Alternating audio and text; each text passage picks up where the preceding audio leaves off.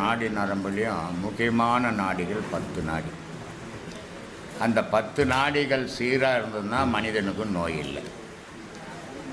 ஆனால் அந்த 10 நாடிலையும் முக்கியமான நாடி 3 நாடி: இடைகளை, பிங்களை, சுழுமுனை.